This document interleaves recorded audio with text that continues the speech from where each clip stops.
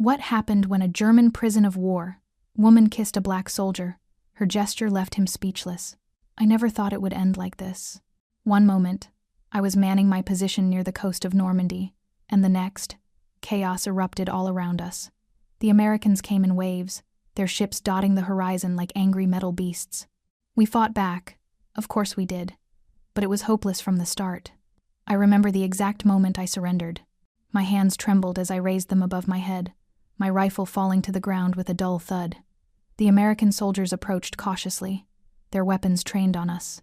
I expected brutality, had been warned about their savage nature, but instead, they were professional, firm but not cruel. Now, I sit in this suffocating train car, squeezed between my fellow prisoners as we rattle across what I assume is America. The wooden bench digs into my back, and the summer heat seeps through every crack and crevice. We've been traveling for days, stopping occasionally for water and meager rations. The other prisoners, mostly men, keep to themselves, their eyes vacant, their spirits crushed. Wasser, someone mumbles behind me, and I turn to see Heinrich, an older soldier from Munich, wiping sweat from his brow. The guards ignore him. They always do. The rhythmic clicking of the train wheels against the tracks becomes a torturous lullaby. Clack, clack, clack, clack. Sometimes I drift into uneasy sleep, only to jerk awake at every sharp turn or sudden stop. During these moments of consciousness, my mind wanders to the things we were taught about Americans: brutal, uncivilized, inferior. Yet their efficiency in capturing us, their adherence to protocol, it doesn't quite match the image painted by our leaders. Texas, I hear one of the guards say to another. The word sounds foreign and threatening. I've heard stories about Texas, vast, empty, hot, a place where they'll probably work us to death under the scorching sun. Through the small window, I watch the landscape change. Gone are the familiar sights of Europe, replaced by endless fields and strange trees I've never seen before. Everything looks alien, hostile. My stomach churns with each mile we cover, wondering what awaits us at this Camp Hearn. The other prisoners whisper among themselves, sharing rumors about American prison of war camps. Some say we'll be treated fairly, according to international law. Others insist it's all a facade, that once we arrive, our real punishment will begin. I don't know what to believe anymore. The heat becomes more intense as we journey deeper into Texas. Sweat trickles down my back, and my uniform sticks uncomfortably to my skin. The water they provide is warm and tastes of metal, but we drink it gratefully. There's no choice. A young soldier across from me starts humming a German lullaby. The familiar melody brings tears to my eyes, but I blink them away. I won't show weakness. I am a soldier of the Reich, trained to endure. Even so, fear gnaws at my insides when I think about our destination. What kind of place is Camp Hearn? Will they separate the women from the men? Will they respect our rank, our dignity? The propaganda posters flash through my mind, cruel caricatures of American soldiers with exaggerated features and evil grins. But then I remember the calm, almost gentle way they handled our surrender, and confusion clouds my thoughts. The train pushes on through the Texas heat, carrying its cargo of defeated German soldiers. With each mile, my dread grows stronger, yet somewhere deep inside, a tiny spark of curiosity flickers. Perhaps everything I was taught about Americans was wrong, or perhaps the worst is yet to come. Before you continue listening, please let me know where in the world are you watching from today. Now back to the story. I stepped off the train into a wall of Texas heat that took my breath away. The sun blazed overhead, making me squint as I clutched my small bag of belongings. Around me, other German prisoners shuffled forward, our boots kicking up red dust from the packed earth. "Keep moving," an American guard shouted in broken German. I expected rifles pointed at us, rough handling, maybe even violence. That's what they'd told us to expect from the Americans. Instead, the guards merely watched us with bored expressions, directing us toward a processing station. The camp sprawled before us, rows of wooden barracks, mess halls, and guard towers stretching across the flat landscape. A high fence topped with barbed wire surrounded everything, but it seemed almost an afterthought. Where were the attack dogs, the brutal guards? Everything I'd been taught about American barbarism seemed strangely absent. Inside the processing building, they took our photographs and fingerprints. A tired-looking clerk recorded our information in a thick ledger. "Name?" he asked mechanically. "Maria Weber," I answered, my voice barely above a whisper. I waited for some kind of harsh response, but he just nodded and wrote it down. They assigned me to Barracks 12, a long wooden building that smelled of fresh sawdust and summer heat. Inside, metal cots lined the walls, each with a thin mattress and wool blanket. Other German women were already there, arranging their few possessions. Some had been here for months already. I claimed an empty cot near a window, setting down my bag. The mattress was lumpy but clean. They'd given us soap, a towel, and basic toiletries. I kept waiting for the other shoe to drop, for the cruel treatment to begin. But it didn't come. That night, I barely slept, listening to the crickets chirping outside and the soft breathing of the other women. Everything felt wrong. This wasn't what capture was supposed to be like. The next morning, they assigned me to kitchen duty. I followed a guard to the mess hall, where I met him, Sergeant Elijah Carter, a Negro soldier. My breath caught in my throat. We'd been taught. They were barely human, savage, and dangerous. But the tall man before me stood straight and dignified in his crisp uniform. "Welcome to the kitchen detail," he said in perfect German, his voice warm and professional. "I'll show you your duties." I couldn't help staring, trying to reconcile the monster I'd been taught to expect with this composed, articulate man. He showed me where to find the pots and pans, explained the schedule for meals, demonstrated how to operate the large industrial stove. "If you have any questions, just ask," he said, giving me a small smile that didn't quite reach his eyes. He must have noticed my discomfort, my poorly hidden suspicion. I managed a stiff nod, my hands trembling slightly as I arranged cooking utensils. His kindness made no sense. It had to be an act, I told myself. Yet as the morning wore on, I watched him interact with the other kitchen workers, both German and American. He was unfailingly patient, helpful, and calm. By midday, my head was spinning. Everything I thought I knew about our captors, especially about Negro soldiers, seemed to be crumbling. Sergeant Carter's quiet dignity and gentle authority challenged every piece of propaganda I'd been fed. I didn't like it. It was easier when I could simply hate them all. That night, lying on my cot, I struggled to make sense of it all. The enemy wasn't supposed to be kind. They weren't supposed to treat us with respect. And they certainly weren't supposed to make me question everything I'd been taught to believe. I watched Sergeant Carter from the corner of my eye as I washed the endless stack of metal trays. The kitchen is hot and humid, steam rising from the sinks where other prisoners and I work. My arms ache, but I refuse to show weakness. "Make sure to scrub the corners well," he says, his voice surprisingly gentle. "We don't want anyone getting sick." I stiffen at his words, waiting for the harsh command or threat that surely must follow. But it doesn't come. Instead, he picks up a dirty pot and starts washing it himself at the sink next to mine. I've never seen a guard do manual labor alongside prisoners before. "Been working in kitchens long?" he asks, making what Americans call small talk. I consider ignoring him. But my training demands that I respond to a superior officer, even if he is the enemy. "Ja, yes. In my mother's restaurant," I answer curtly, keeping my eyes down. "A restaurant? That's good experience. We can use someone who knows their way around a kitchen." His words sound sincere, which only confuses me more. Where is the cruelty I was warned about? The barbaric treatment we were told to expect? The large pan I'm holding slips through my soapy fingers and clatters into the sink, splashing water across my uniform. I cringe, waiting for punishment, but instead, I hear something unexpected. A soft, warm chuckle from Sergeant Carter. "Happens to the best of us," he says, handing me a nearby towel. These things get mighty, slippery. I take the towel hesitantly, my fingers brushing against his for a moment. His hands are rough from work, but his gesture is kind. It makes no sense. None of this makes any sense. Throughout the day, I watch him interact with the other prisoners. He speaks to everyone with the same steady patience, helps where he can, and maintains order without raising his voice once. When one of the younger prisoners burns his hand on a hot pot, Sergeant Carter immediately gets him ice and makes sure he's treated by the medic. As the sun begins to set, and we finish our shifts, my stomach growls loudly. We're fed enough to survive, but it's never quite enough to feel full. I'm gathering my things to head back to the barracks when Sergeant Carter approaches me. He glances around quickly, then pulls something from his pocket, an extra bread roll wrapped in a napkin.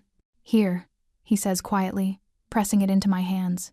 "You worked hard today." I stare at the roll, then at him, my mouth hanging open slightly. This must be a trick. But his dark eyes hold no malice, only compassion. Danka, I whisper, quickly hiding the roll in my pocket before anyone sees. As I walk back to my barracks, my mind is in turmoil.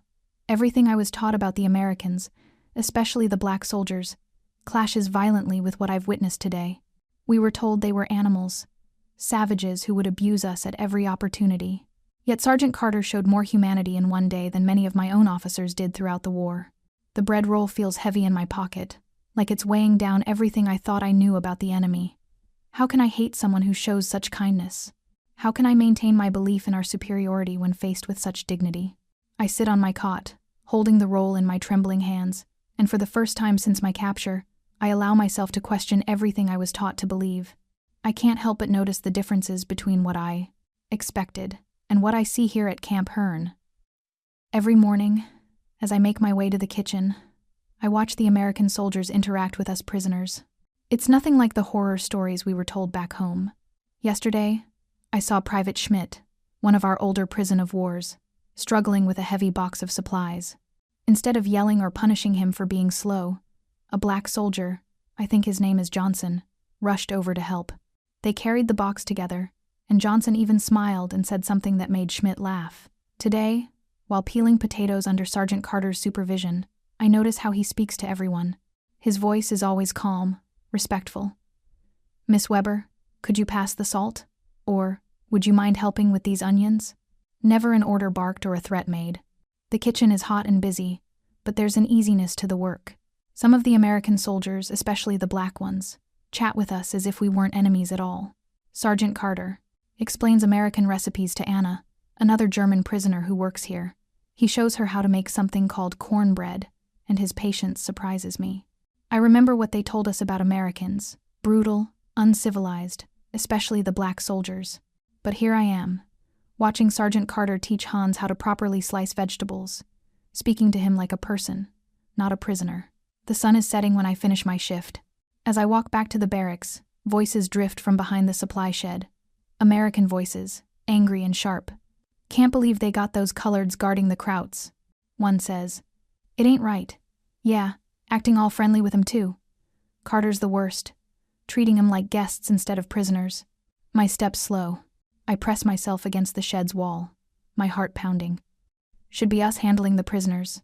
They're making us look soft, being all nice to the enemy. Ain't natural, having them in charge of whites, even if they are Germans. I feel sick to my stomach. The hatred in their voices reminds me of things I heard back home, but now it's different. These white soldiers aren't talking about me or my fellow Germans. They're talking about Sergeant Carter and the other black soldiers who have shown us nothing but kindness. The voices move away, but their words stay with me. I lie awake in my bunk that night, thinking about Sergeant Carter's quiet dignity, his gentle way of correcting our mistakes in the kitchen, how he slips extra bread to the elderly prisoners when he thinks no one is looking. I think about the propaganda posters back home, the things they said about black people, about Americans in general. Then I think about those white soldiers' words, so full of the same kind of hate I was raised with. My head hurts from trying to make sense of it all. The America I'm seeing is not one thing, but many things at once, kind and cruel, accepting and prejudiced. And Sergeant Carter stands in the middle of it all, facing hatred from his own countrymen, while showing kindness to his enemies. Sleep doesn't come easily. Tomorrow, I'll return to the kitchen, to my duties, to Sergeant Carter's supervision, but nothing feels simple anymore. Everything I thought I knew about my captors, about Americans, about black people, it's all shifting, like sand under my feet. I wiped my hands on my apron, stealing glances at Sergeant Carter as he stacked crates of vegetables near the kitchen door. The morning sun streamed through the small windows, catching the dust motes that danced in the air. We'd been working together for days now, and his kindness still confused me. "You're from Berlin?" he asked suddenly, breaking the silence. I nodded, my hands automatically continuing to peel potatoes. "Yes. My father worked in a factory there." The words felt strange coming out of my mouth. I hadn't spoken about home since my capture. "Must have been different from this place," he said, gesturing at the dusty Texas. Landscape visible through the window. "Very different." I hesitated, then added, "We were proud. Everyone was proud to be German." The words caught in my throat, My father always said we were meant to lead Europe to greatness.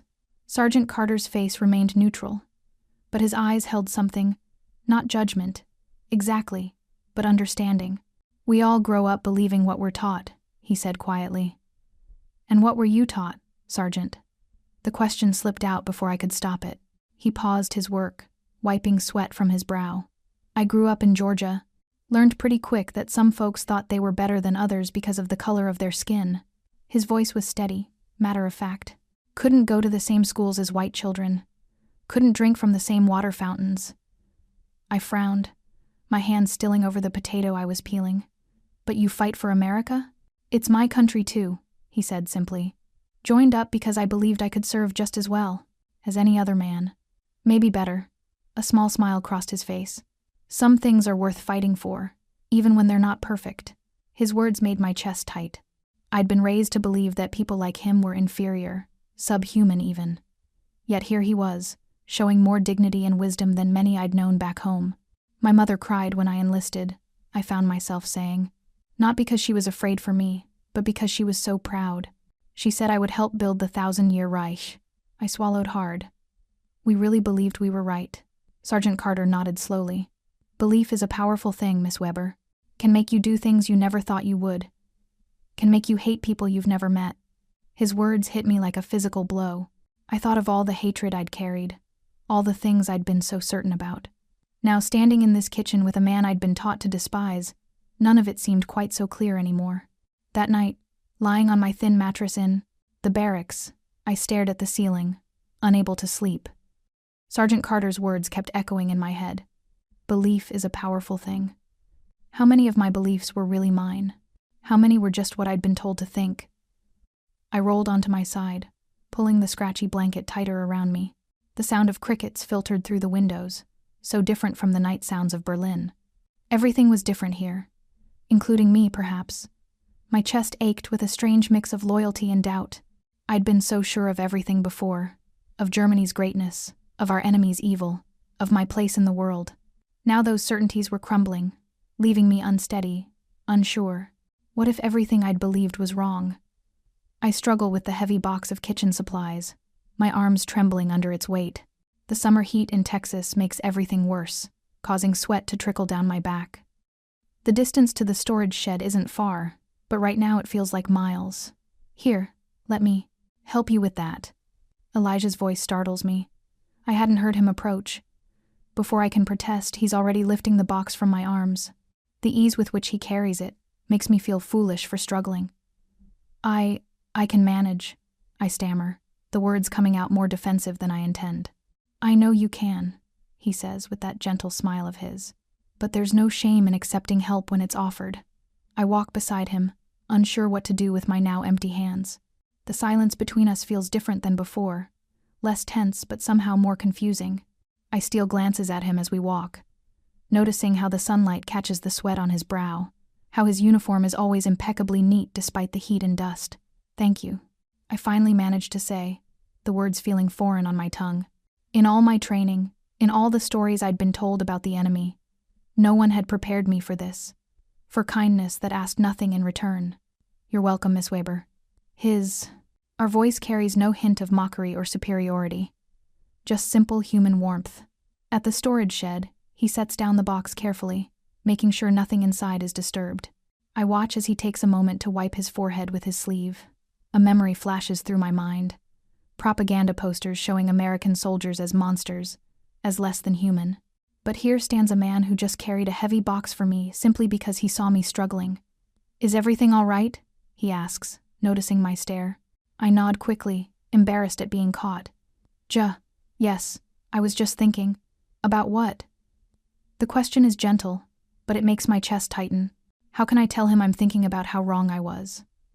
About how everything I believed about Americans, especially Black Americans, is crumbling around me? About how different things are from what I expected, I finally say. He looks at me for a long moment, understanding in his eyes. Reality often is, isn't it? As we walk back to the kitchen, I notice how other prison of wars greet him with respect, how some even smile when he passes. It's not just me he treats with kindness. He shows the same consideration to everyone regardless of which side they fought for. I watch him stop to help an elderly German prisoner who's having trouble with his work detail, speaking to him in the same respectful tone he uses with his fellow American soldiers. The old man's face lights up with gratitude, and something inside me shifts. This isn't just about being polite or following rules. Elijah truly cares about our well-being. He sees us as people first, prisoners second. The realization hits me hard, making me question everything I thought I knew about enemies and allies, about superiority and humanity. Back in the kitchen, I return to my duties, but my mind keeps wandering back to that simple act of carrying a box. Such a small thing, really. Yet it feels like the first crack in a wall I've built around my heart, a wall made of years of propaganda and fear. For the first time since my capture, I begin to see Elijah not as a uniform or a race or an enemy, but as a person, complex, kind, and undeniably human. The kitchen was finally quiet after the dinner rush. My hands were wrinkled from washing dishes, and my back ached from hours of standing. But I didn't mind. The work kept my mind occupied, away from thoughts of home and the war. Elijah was wiping down the counters, his movements steady and methodical. The setting sun streamed through the small windows, casting long shadows across the floor. We were alone, something that rarely happened during our shifts. "Another day done," he said softly, his deep voice breaking the silence. I nodded, drying my hands on my apron. Yes. Even after months here, English still felt strange on my tongue. Elijah paused his work, leaning against the counter. "You know, when I first joined the army, I thought the hardest part would be facing the enemy." He shook his head.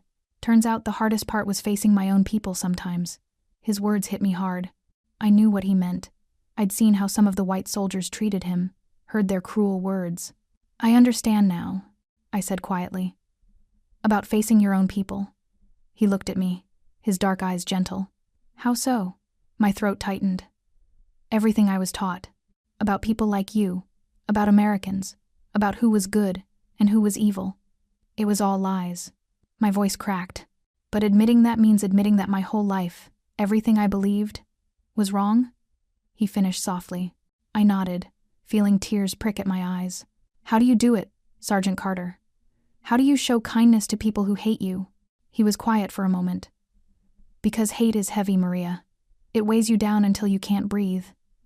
But kindness?" He smiled slightly. "Kindness sets you free." Something broke inside me then. All the walls I'd built, all the hatred I'd been taught. In that, I saw him clearly. Not as a black man, not as an American soldier, but as a human being who had shown me more grace than I deserved. Without thinking, I stepped forward.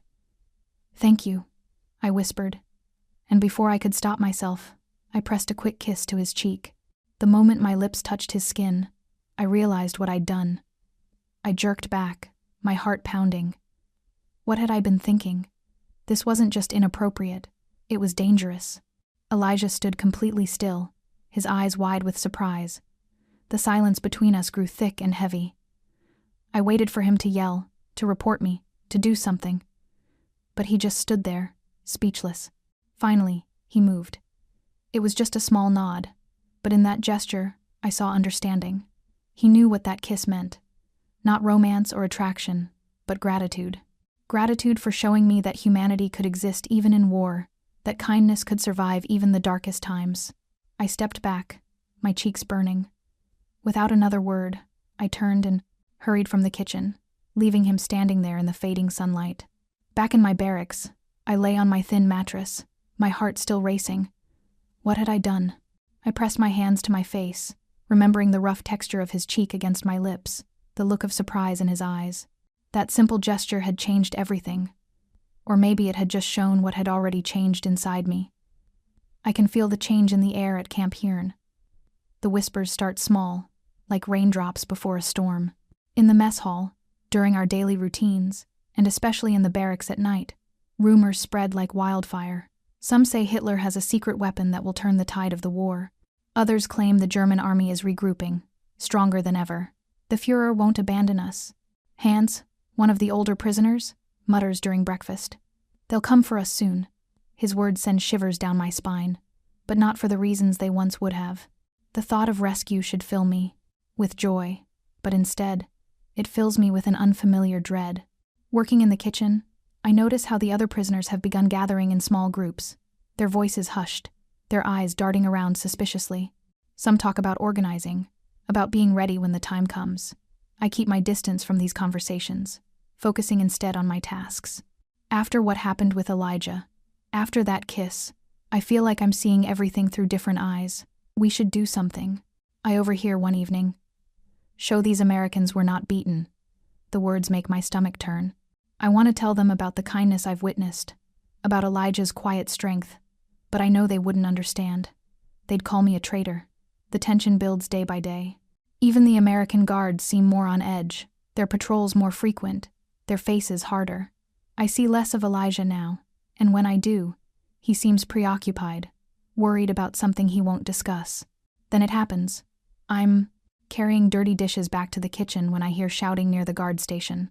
2 American soldiers, one black, one white, are arguing about a card game. The white soldier shoves the black soldier, calling him names I wish I could unhear. The black soldier pushes back.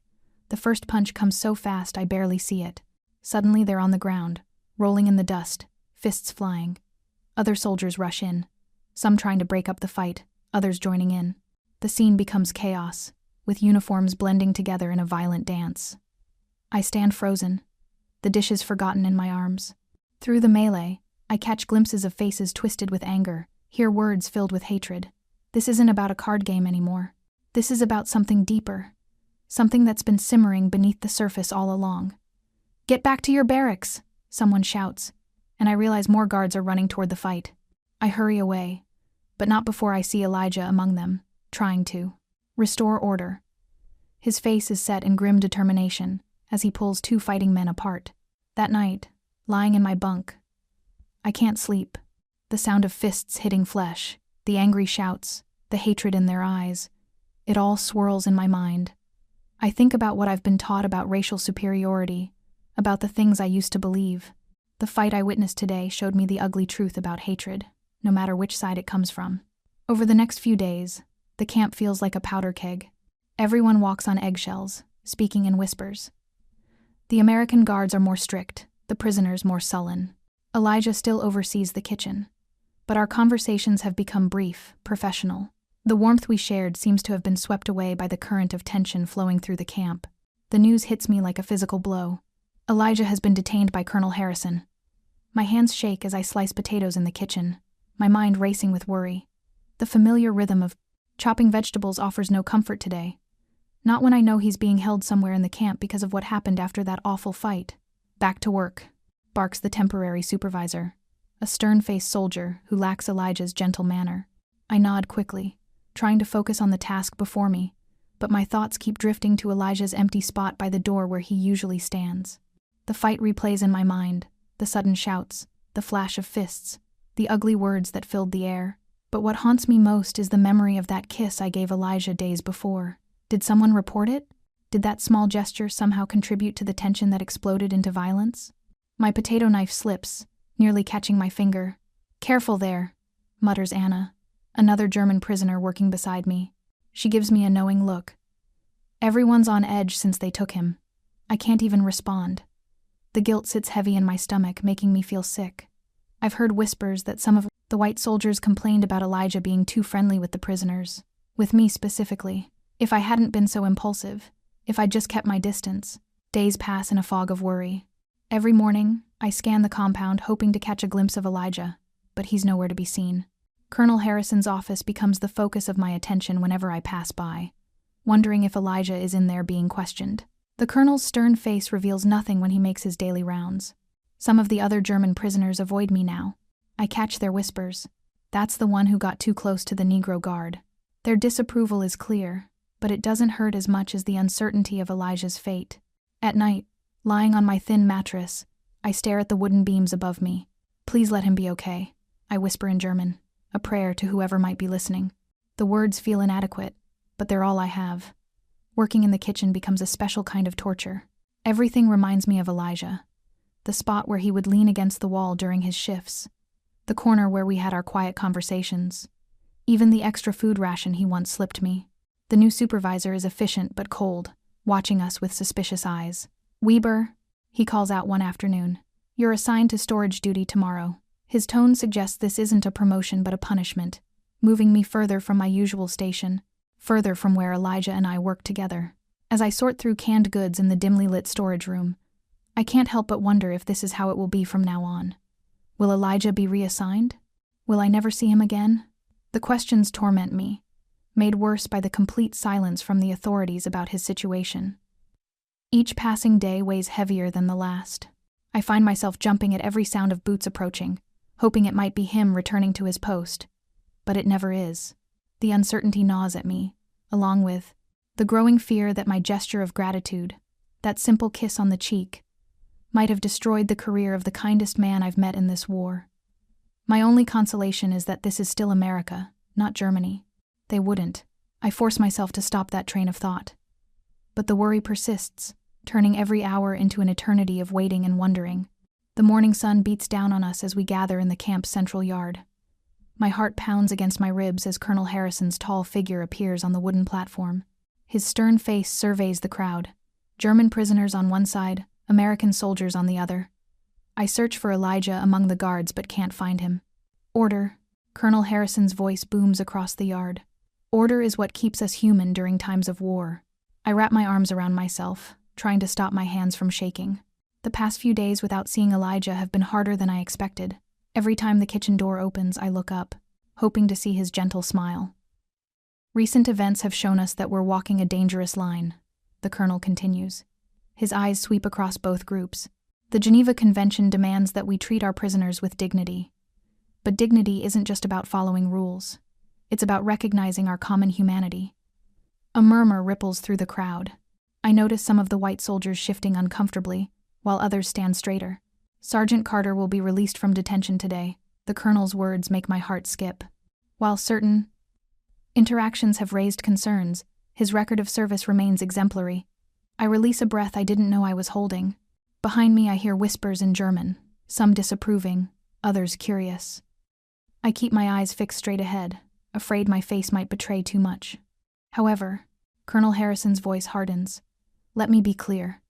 We will maintain proper military discipline in this camp. Any actions that threaten order, whether they come from prisoners or guards, will be dealt with severely. The colonel steps down from the platform, and slowly, the crowd begins to disperse. I linger, hoping to catch a glimpse of Elijah. As prisoners and guards file away, I see him emerge from the administration building. His uniform neat as always, his posture straight despite everything. Our eyes meet across the yard. The weight of unspoken words hangs between us. I want to run to him, to make sure he's okay, to apologize for any part I played in his detention. But I can't. Instead, I stand rooted to my spot as he walks past, maintaining a proper distance. Yet in that brief moment when our gazes lock, I see something that makes my chest tighten. There's no anger in his eyes, no blame, only that same kindness that first confused me so many weeks ago. Now it feels like a lifeline. Later, in the camp's common area, I'm sorting through vegetable supplies when I sense his presence. He's standing a few feet away, checking inventory lists. We don't speak. We can't, not with so many eyes watching. But when he passes by my table, I feel the gentle brush of his sleeve against mine. It's not a kiss on the cheek, but somehow it carries just as much meaning. I bow my head over my work, hiding my smile. The potatoes I'm counting blur before my eyes as I realize how much his simple presence means to me. This man, whom I was taught to hate, has become someone I can't imagine not seeing every day. The thought should frighten me, but instead, it fills me with a strange sort of peace. As the afternoon sun streams through the windows, I continue my work, aware of Elijah's quiet presence nearby. Sometimes, I think, the strongest connections are built in silence, in the spaces between words, in shared understanding that defies every barrier others try to put between us. I sat across from Greta in the mess hall, stirring my thin soup with a metal spoon. She'd been in the camp longer than me, having been captured during the African campaign. Her usually stern face was thoughtful today, almost troubled. "I don't understand it," she whispered in German, glancing around. "They feed us well, give us work, let us write letters home. It's not what we were told to expect." I nodded, remembering my own shock when I first arrived. "I know. The propaganda. All those stories about American brutality," Greta continued, her voice barely audible. Remember what they told us? That they would torture us? Starve us? She shook her head. Look at this. We have decent meals, medical care, even books to read. I thought about Elijah, about his quiet dignity and the way he'd helped me that day with the heavy supplies. They treat us better than... I hesitated, not wanting to finish the thought. Better than we treated their prisoners. Greta finished for me. Her eyes met mine, and I saw my own uncertainty reflected there. I've been thinking about my brother Klaus. He worked at one of our camps. The things he told me in his letters. She shuddered. The soup in front of me suddenly lost its appeal. I pushed the bowl away, my stomach churning. We believed we were right, I said softly. We believed everything they told us. And now? Greta asked. I thought about Elijah's recent detention, how worried I'd been, how the black soldiers faced discrimination from their own people, yet still showed us kindness. Now I don't know what to believe anymore. Greta reached across the table and squeezed my hand. I saw you. You know, with that black sergeant. The way he treats everyone, not just you, with respect. It's not what we were taught about them. Heat rose to my cheeks. Elijah, Sergeant Carter, he's a good man. They all are, aren't they? Even when we don't deserve it. Greta's voice cracked slightly. Sometimes I lie awake at night, thinking about everything I believed, everything I supported. How could we have been so blind? I felt tears prickling at the corners of my eyes. The weight of my past beliefs, the hatred I'd carried, pressed down on me like a physical burden. But something else was there too, a lightness, a growing understanding. Maybe, I said slowly, this is how it should be. This kindness, it's changing us, making us see things differently. Greta nodded. It's harder to hate someone who shows you mercy. I looked around the mess hall, at the American soldiers chatting with some of the prisoners, at the way people smiled despite their circumstances. The rigid beliefs I'd held for so long were crumbling, replaced by something new, something that felt more real, more human. For the first time since my capture, I felt truly free, not from the barbed wire and guards, but from the prison of hatred I'd built in my own mind. I thought of Elijah's quiet strength, his unwavering kindness in the face of prejudice, both from us and his fellow Americans. We were wrong, I whispered, more to myself than to Greta, about so many things. And in that moment, sitting in a prisoner of war camp thousands of miles from home, I felt something shift inside me. The guilt was still there, but alongside it was understanding, and perhaps the beginnings of forgiveness, not just for others, but for myself. I stand at my usual spot in the kitchen, peeling potatoes with practiced ease. The familiar rhythm of the knife against the vegetables brings a strange comfort now. Sergeant Carter Elijah works quietly beside me, checking the large pots of soup simmering on the stove. The steam rises in lazy curls, carrying the aroma of herbs and vegetables through the warm kitchen air. I steal glances at him when I think he isn't looking. His movements are precise and careful, just like always. There's a grace to the way he stirs the soup, tastes it, adjusts the seasoning. I remember how, not so long ago, I would have shrunk away from his presence. Now the kitchen feels empty when he isn't here. The soup needs more salt, he says softly, his voice barely carrying over the bubbling pots. I nod and reach for the container of salt, our fingers brushing briefly as I hand it to him. A few months ago, such contact would have made me recoil. Now, it feels as natural as breathing. Danke, he says, attempting the German word with a small smile. Your pronunciation is getting better, I tell him, returning the smile. These small exchanges have become precious to me, each one a tiny bridge across the vast divide that once seemed impossible to cross. The kitchen door swings open, and Hans, one of the newer prisoners, walks in with a delivery of fresh vegetables. I see his lip curl slightly as he notices Elijah, and my stomach tightens. The vegetables for today, Hans says in German, deliberately ignoring Elijah's presence. Though I don't know why we bother cooking good German food for these. Stop. The word leaves my mouth before I can think. My voice is firm, surprising even myself. Sergeant Carter is our superior officer, and he deserves your respect. Hans stares at me, his face reddening. You defend them now? Have you forgotten who you are? I straighten my back, feeling stronger than I have in months. No, I haven't forgotten. I've remembered what it means to be human. Something the Reich made us forget. The vegetables sit forgotten on the counter as Hans and I face each other. I can feel Elijah's presence behind me, silent but supportive. "You're a traitor," Hans spits out. "No," I say, my voice steady despite my racing heart. "I was a traitor to humanity before. Now I'm finally seeing clearly." I switch to English, making sure Elijah can understand. "Please leave the vegetables and go. We have work to do."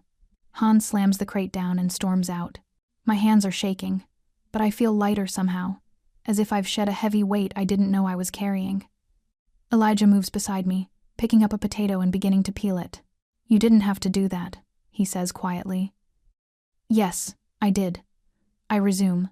My work. The familiar motion of peeling potatoes, helping to calm my nerves. I couldn't stay silent anymore. Not after everything I've learned here. Not after. I pause, remembering the countless small kindnesses he's shown me, the way he's helped me see past the lies I was raised with. We work in companionable silence for a while. The only sounds the soft scraping of peelers against potatoes and the bubbling of the soup. Something has shifted in me. Something fundamental. For the first time since my capture, I feel truly free. The morning sun streams through the barracks window, casting long shadows across my bunk. I can hear the distant rumble of trucks arriving at Camp Hearn, bringing news and orders from the outside world. The war is ending. We all feel it in our bones, in the way the guards walk with lighter steps, in how even the most hardened prisoners allow themselves to smile more often. I'm arranging plates in the kitchen when Elijah enters. His uniform is crisp as always, but something's different in his bearing. He stands near the doorway, hands clasped behind his back, that familiar, gentle expression on his face. "Miss Weber," he says softly, using the formal address he's maintained despite everything we've been through. "Got some news this morning." My hand's still on the metal tray I'm holding. I already know what he's going to say, but I wait, letting the moment stretch between us. "I'm being reassigned back to my unit," he continues. "We're shipping out in 3 days." The tray clatters as I set it down, perhaps too firmly on the counter. "So soon?" I manage to say, hating how my voice catches. "War's winding down. They need experienced men back in Europe." He takes a few steps closer, his voice dropping lower. "They'll be starting to process the prison of wars for repatriation soon, too. You'll be heading home before long." Home. The word feels strange now. Germany seems like a distant memory, clouded by all I've learned here, all the ways I've changed. I think of that impulsive kiss I gave him months ago, how it marked the moment I finally understood that everything I'd been taught about superiority and race was wrong. That kiss has lived between us, unspoken but ever present. I start to speak, but the words tangle in my throat. How do you thank someone for helping you find your humanity? How do you say goodbye to the person who showed you that kindness exists, even in the darkest places? "You don't need to say anything," Elijah says, reading my struggle. His dark eyes are warm with understanding. I know. I busy myself with the plates again, needing something to do with my hands. "Will you be safe?" I ask, thinking of the fighting still happening across the ocean. "As safe as anyone can be in war," he replies. Then he adds, with a hint of that rare smile, "But I've got something to remember when things get rough. How even in a prison of war camp in Texas, people can change. How enemies can become..." He pauses, considering his words carefully.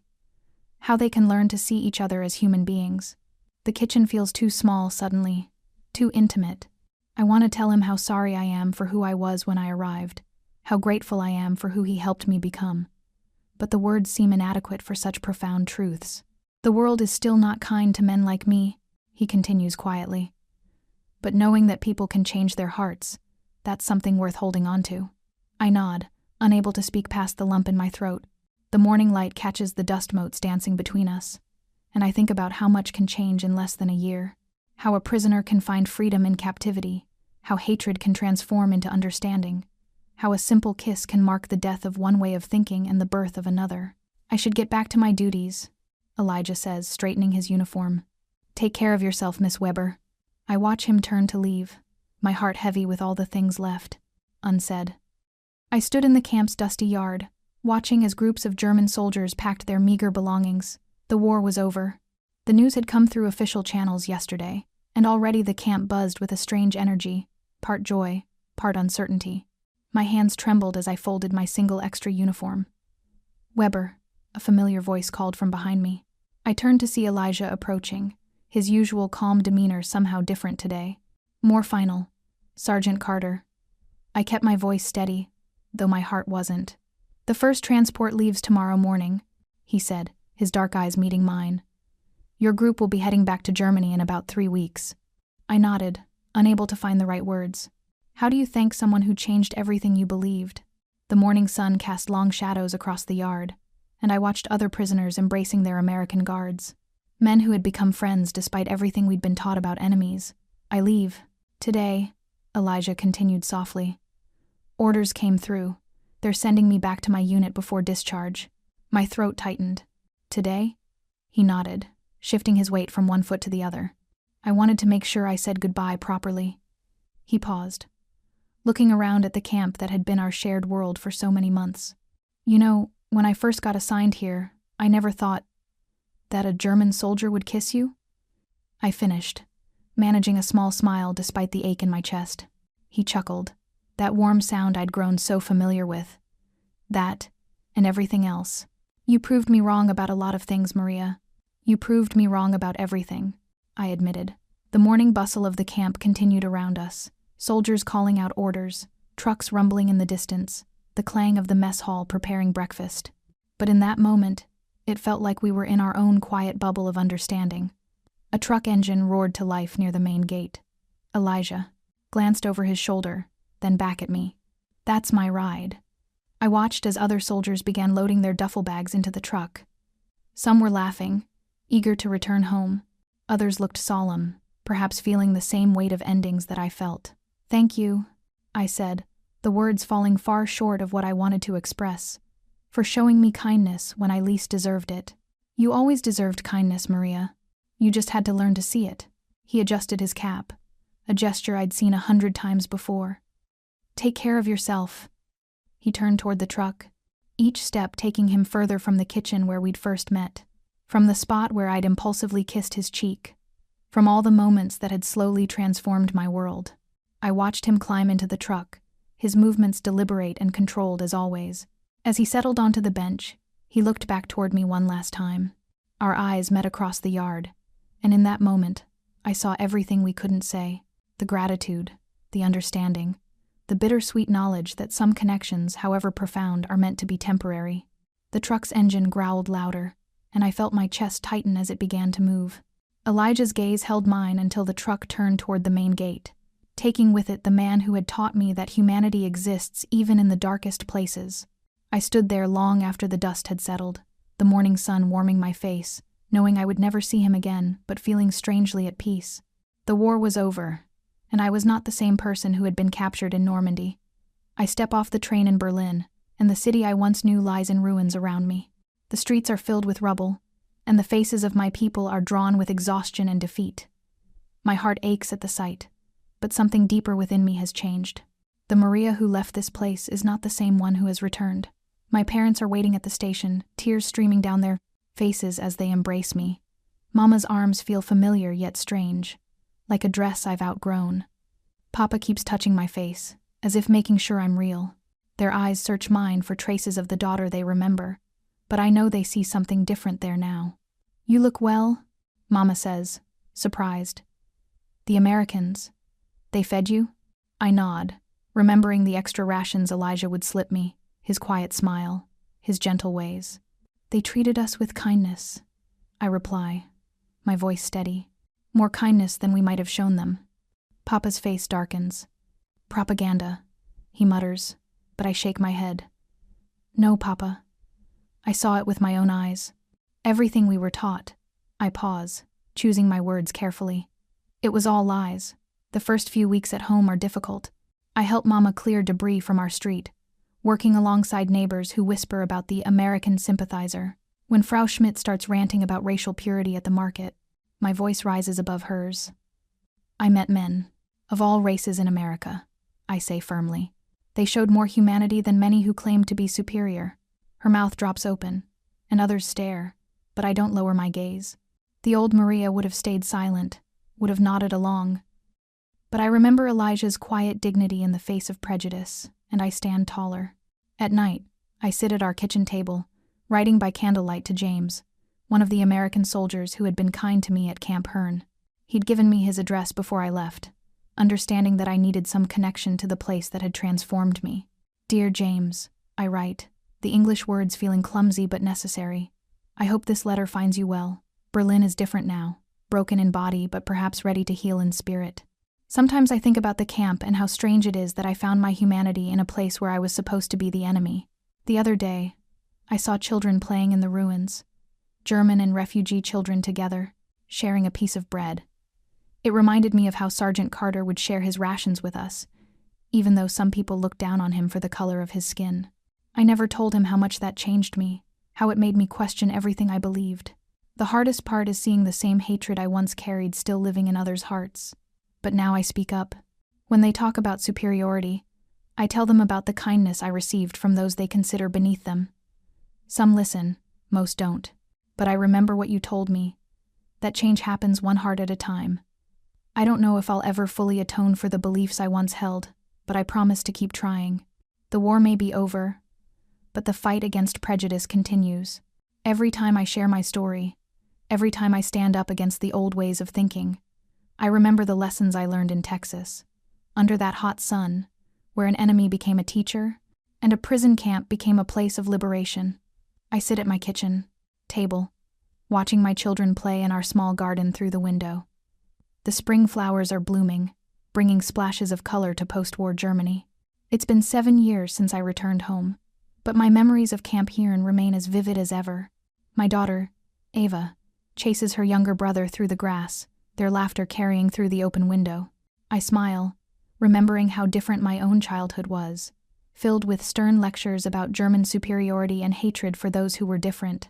My children will never know that kind of poison. "Mama," Eva calls out, waving excitedly. "Look what I found." She runs inside, clutching a handful of wildflowers, her dark braids bouncing. I take them from her small hands, and suddenly I'm transported back to that moment in the camp kitchen with Sergeant Elijah Carter. The simple act of kindness when he helped me with those heavy supplies. The way his eyes crinkled when he smiled, despite everything he faced. "They're beautiful, sweetheart," I tell Eva, pulling her close. "Did you know that flowers can be a way to show kindness?" She looks up at me, curious. "Like when we take them to Oma's grave?" "Yes, exactly like that." I stroke her hair, thinking about how different her world is from the one I grew up in. And sometimes, flowers can help us remember people who taught us important lessons. My son, Friedrich, toddles in after his sister, his cheeks flushed from playing. Looking at my children, I feel the weight of responsibility. Every day, I work to pass on the lessons I learned at Camp Hearn. Not the ones about hate and division that I was taught as a child, but the ones about love, acceptance, and the power of unexpected kindness. Later that afternoon, I walk with my children to the newly erected memorial for the Allied soldiers.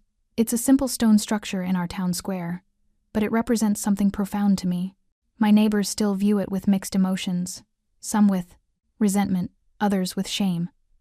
But I see it differently. I hold my children's hands as we approach.